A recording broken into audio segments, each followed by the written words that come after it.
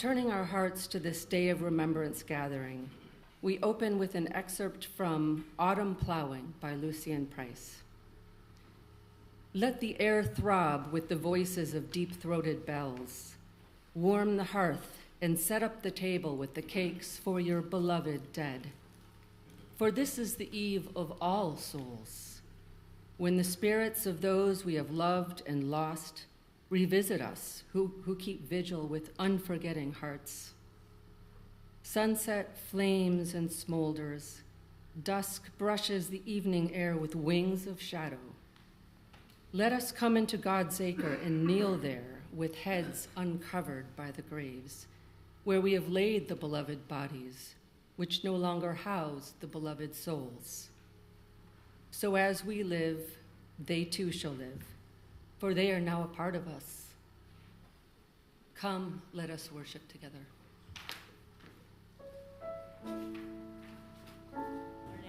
Morning. Are you ready for Halloween? Yes. Did you buy the kind of candy you like in case there are leftovers? How do you get ready?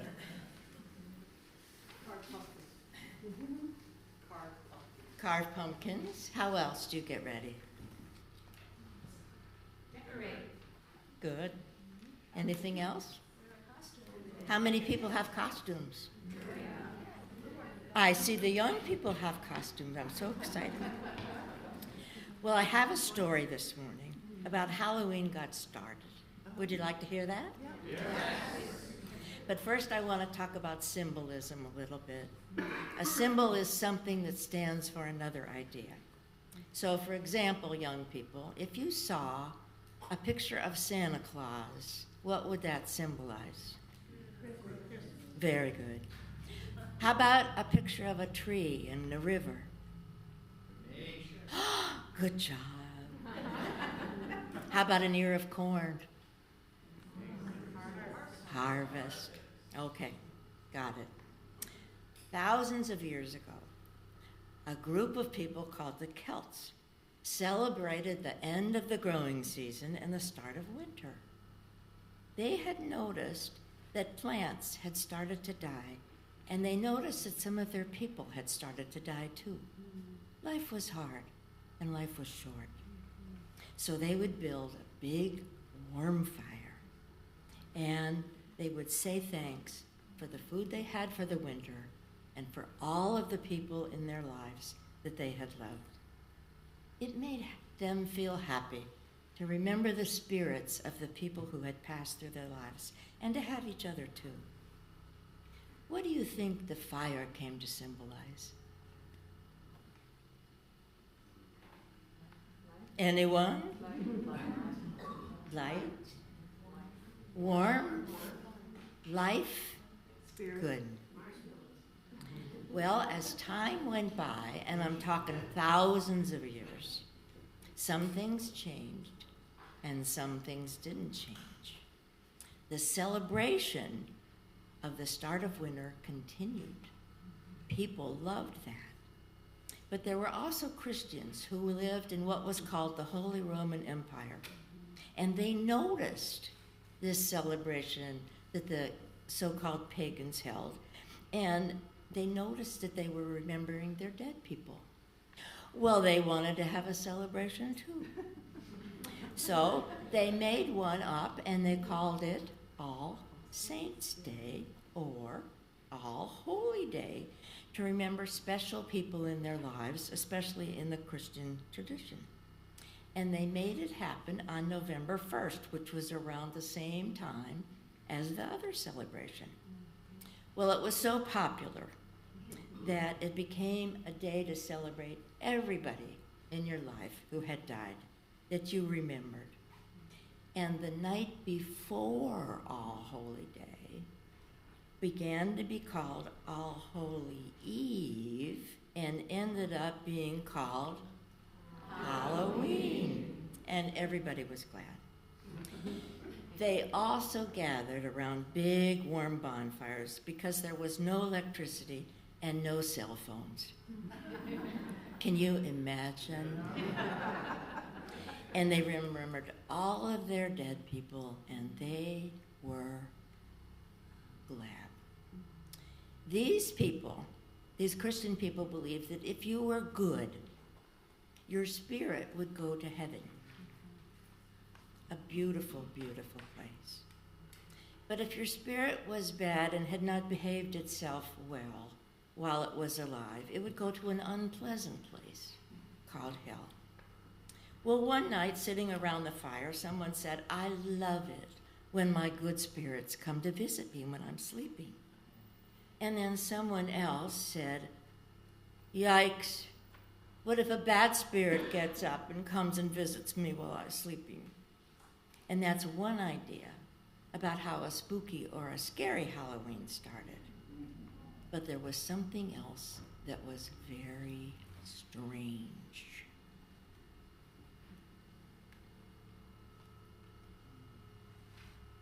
Some people believed that someone in their family who had been kind of good and kind of bad got stuck and couldn't get into heaven. So the powerful people said, well, you can get your people into heaven if you pray a lot, if you say lots and lots of prayers. Well, and people started praying and praying and praying, but it was really hard to say enough prayers to get somebody in your family who had been kind of good, kind of bad, into heaven. Well, one day, some clever people got together and said, if you will give us food, we will help you pray your person into heaven, which was a wonderful idea.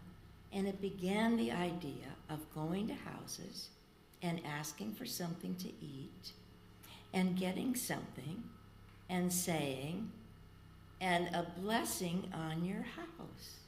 Can you say that with me? And a blessing on your house. Isn't that wonderful?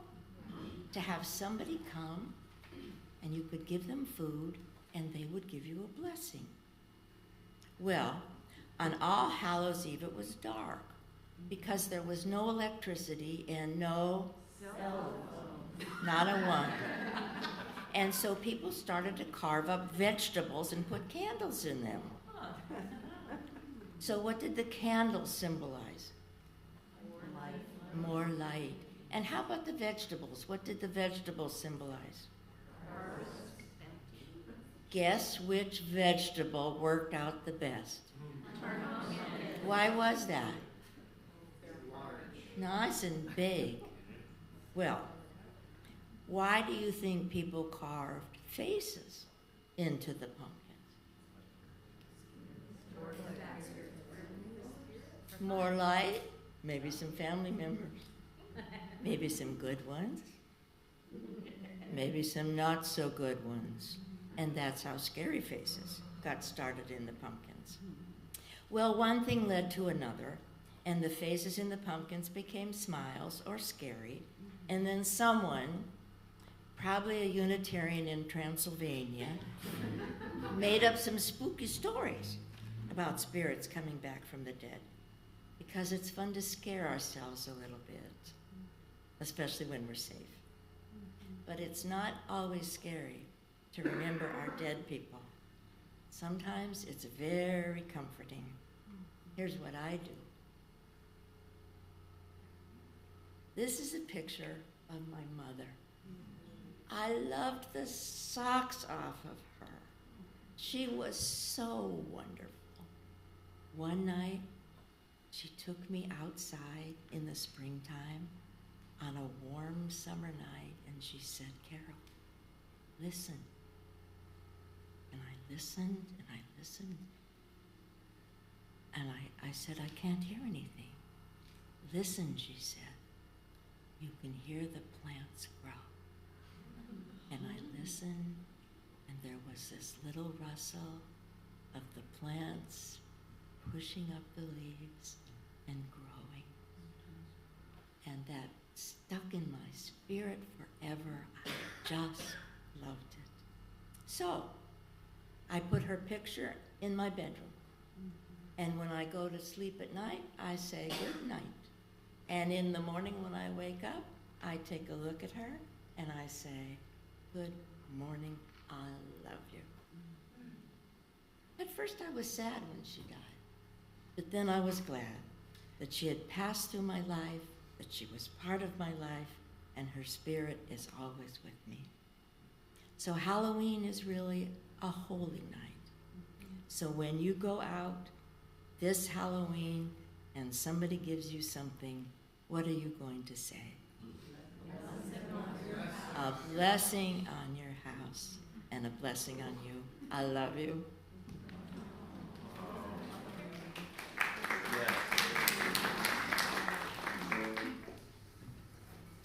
In a moment, Jeremy is going to lead us in a sound experience that is a circular remembrance of our ancestors and our loved ones past. During that time, while you are engaged in your verbal offerings, if you have not already placed mementos on our altar, our shared altar space, we invite you to bring your photos or mementos up. And I also want to invite you to come to our trees here, our bare trees. Beneath them, there are 2 baskets in which there are leaves and flowers. And what I invite you to do is to take a leaf or a flower in honor of your loved ones past and to place it on our trees, filling them in with color and beauty as we engage in that circular remembrance with sound. And before we do all that, I want to offer this invocation, which was written by Chad Snyder. Blessings to those who have gone before. We call to the ancestors who lived and died before we took breath, those unknown to us whose lives still ripple out from our own. Come and sit beside us. We call to the ancestors who lived and died in our lifetime, our beloved dead, our families, our friends, our mentors, those who made us laugh and shared in our tears, who shared this journey with us, who shared their journey with us. Come and sit beside us. My breath is your breath. My bones are your bones. We are all relations. I drink water to quench the dreams of your spirit. I take in food that the spirit of your actions still live among us. Together we light the beacon. Together we stand in the doorway. We call to our ancestors who dwell among us. We offer your names to the air. We offer your names in prayer and in our remembrance. Be with us now and let us feel your love again. It's time for us to do something cool. We're about to engage in a piece of music, and yes, this is music, called Circular Remembrance. It has no prescribed notes. The sheet music looks like something I typed up in Microsoft Word, because that is the truth. We did this 2 years ago at our service of remembrance, and I want to bring it back, but it won't sound exactly the same because the nature of this piece is that it's different each time it's sung. All of the directions are on the back, but I'll highlight your attention to the second paragraph. When it feels appropriate, participants, that's us, may share in a clear voice of their own volition something of the following: an experience they shared with a person who is no longer with us, something they admired about a person who is no longer with us, or a tune voiced on a hum that reminds them or evokes a person who is no longer with us.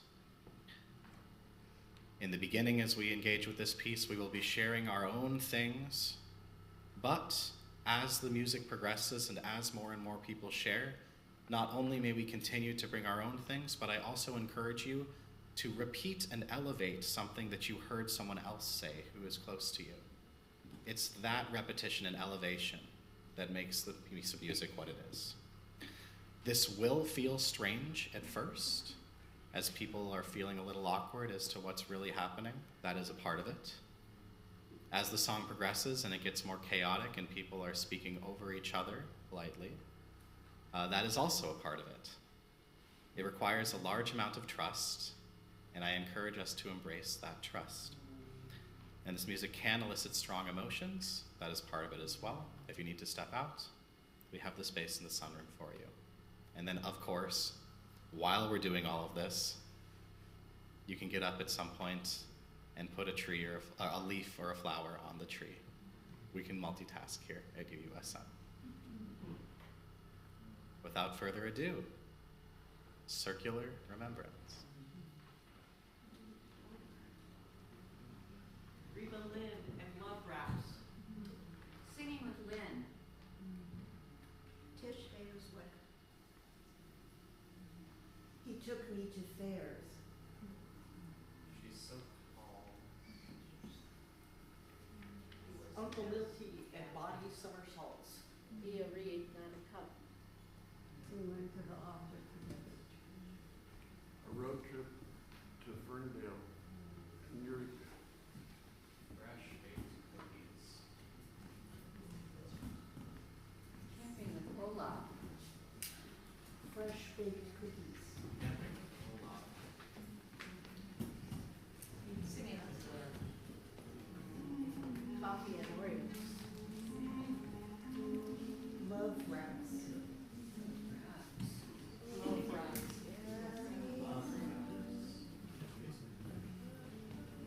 I sang Madrigals with Charlie. He was a really good singer. Well, other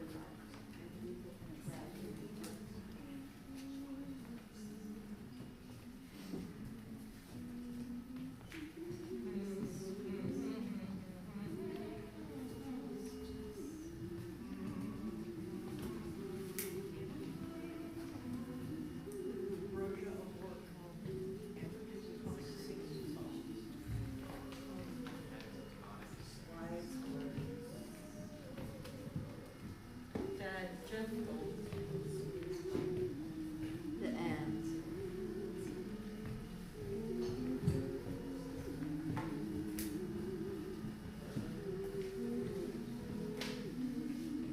Lifting Dad's wheelchair into the car every time we went. Lifting the wheelchair. David. Grandma Giuliani and Jim Rummy. Large gatherings. watching Dr. Who with Mom. Judy the Moon. Watching Dr. Who. Doing the hokey pokey. Watching Dr. You want to do the dog.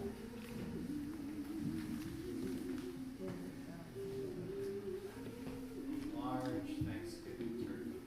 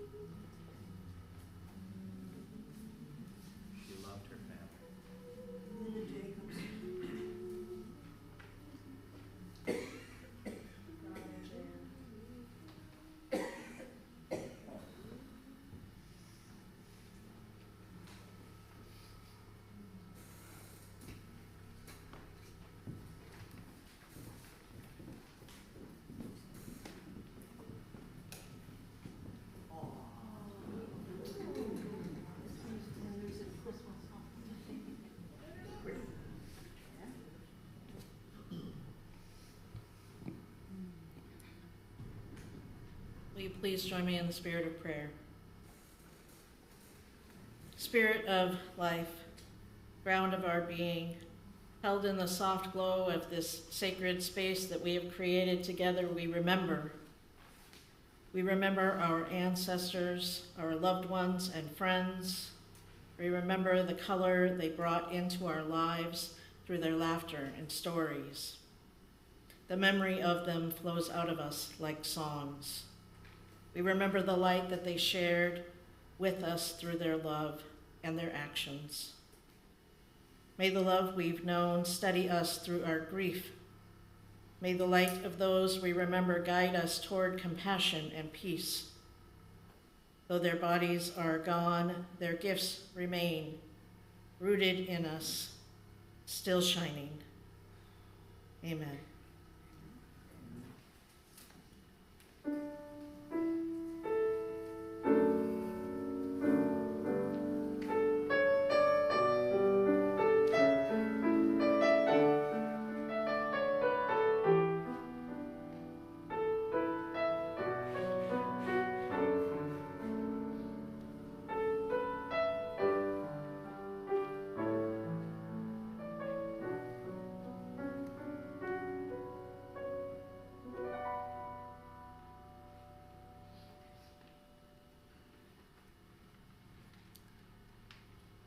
It's beautiful, our shared tree of remembrance.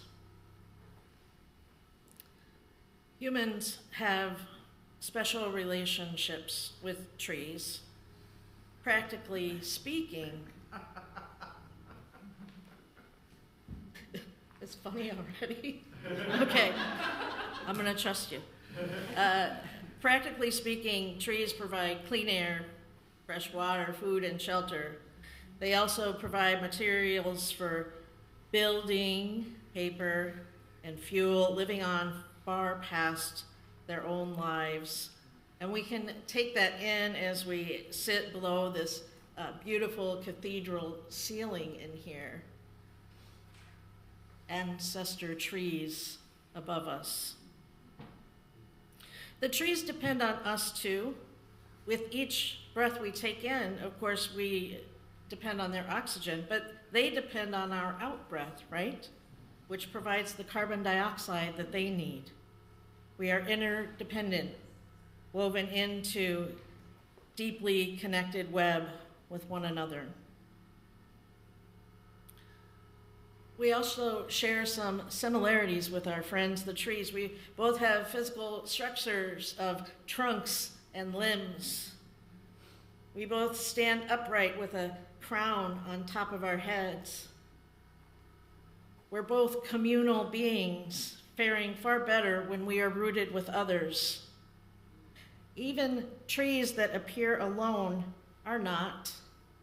They use a complex system of underground fungi to communicate with other plants and trees whose roots do not intersect with theirs, so they are never fully isolated. Neither are we. Through a communal system, they communicate with each other about their needs and the resources they have to share. We do the same. Even the most introverted among them, the lone willow, if you will, is still connected underground to everything else. So are we.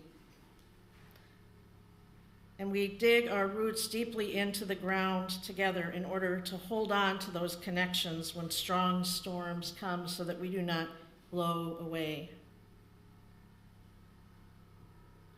Given our connections to the trees, it is no wonder that outside of our physical, social, and symbiotic relationship with them, that we also have a spiritual connection with the trees. Mary Oliver expresses this so beautifully in one of her poems.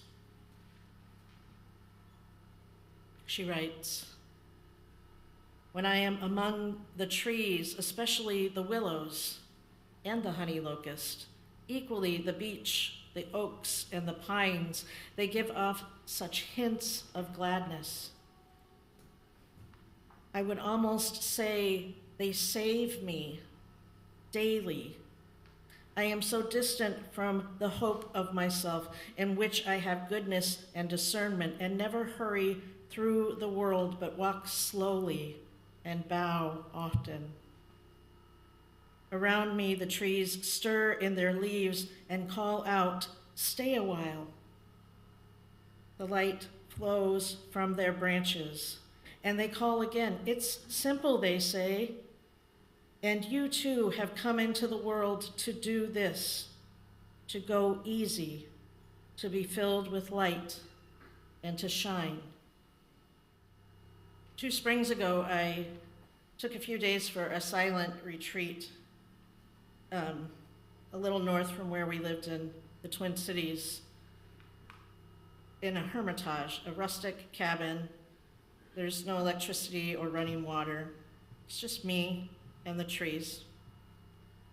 And during the day, I would go and sit in the woods on the ground or on whatever stump I could find and just listen to the forest around me. Like Caryl pointed out, listening to that growth happening beneath me. Now, this was early spring in Minnesota, and the trees were still bare, with only the slightest shadow hint of an indication on their branches that buds would form in the coming weeks.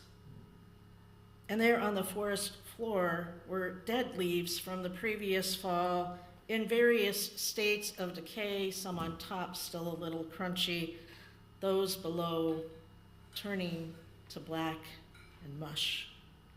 And that blanket was sometimes several inches thick.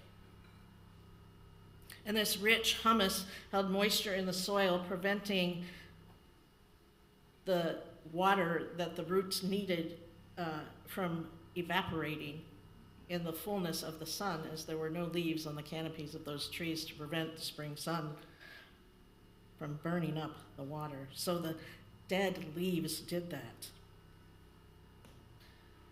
This decay also attracted all sorts of worms and slugs and insects and bacteria and fungi, which eat up the dying later and turn it into nutrients, which improves the soil structure to make it a better home for the tree's roots, a better home for saplings that are still just beginning to emerge from that thick blanket.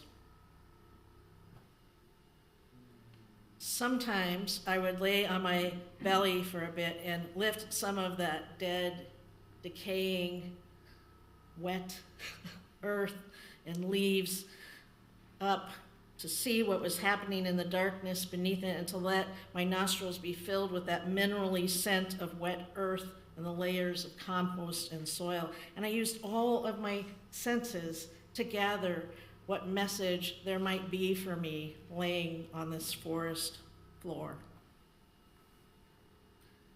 And the sermon that is preached in this space again and again and again, though I never tire of hearing it, is this: that it is not only life that leads to death, but it is also death that leads to life. This is the truth that nature tells us over and over again. This is the sermon of the trees, that we dwell in an eternal cycle, never ending. That we provide for the life that comes after us. That the life before us provided for us, and so it goes on, and so it goes on, and on, and on, and so it goes on. What we have to give to this world does not die when we die. It remains, it transforms itself, it feeds the life that is still here. Our lives will nourish those that come after us long after we're gone.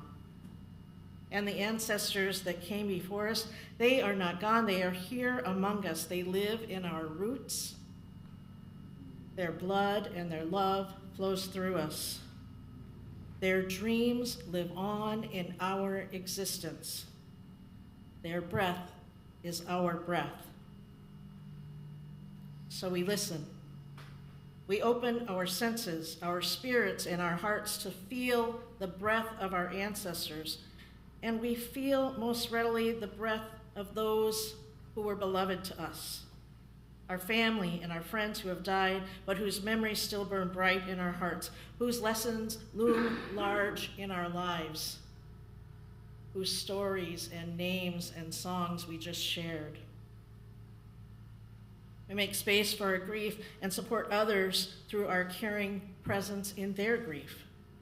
We make space to share not just the grief, however, but also those memories and those lessons. They are living through us. We can dig deeper into that soil. We can dig deeper and open our senses to feel the presence of our communal ancestors as well, especially those whose breath was filled with equal parts of sorrow and hope. We can hear our LGBTQ ancestors call for a need of acceptance. We can hear our female ancestors call for safety and choices. We can hear our Black ancestors cry for freedom and our Indigenous ancestors cry for peace. It is the breath of the ancestors when the fire's voice is heard. It sounds out when we stand up for the safety of our immigrant neighbors, when we fight for continued safe access to reproductive choices, when we proclaim that Black Lives Matter, when we affirm LGBTQ identities, when we acknowledge that we live on stolen, unceded lands and understand that our very being here came at the cost of their existence, their culture, and their dreams for this beautiful place that we call home. Those ancestors' voices also dwell within us. And it is the voice of the ancestors in the water. These are the healing waters, and they live on in our advocacy and our activism. They live in our dedication to justice. We take what the ancestors have left. Caryl said, some of it good, some of it not so good, right? We take what they have left, be it tragic or bitter or sweet, and we transform it into something that nourishes our lives today and tomorrow, that we become something ourselves that will offer nourishment when we become that rich blanket that feeds the life after us. The leaves change, the landscapes change, the seasons change, and so do we. Our bodies will someday fall away like those who have gone before us, and we will return to the fire, to the water, to the ground that hold the roots for the next generations of trees and of people that are always reaching for the light. Blessed be, and amen. I leave you with these words. As we leave this sacred time of remembrance, may we feel the roots of memory holding us close, the roots of those we have loved, whose lives still nourish the soil of our being. May the love we remember steady us. May the compassion we share strengthen us. And may the circle of life remind us that nothing truly ends. It only changes form and begins again. Go gently from this place, rooted in love, lifted by memory, and always reaching toward the light. Amen. Blessed be.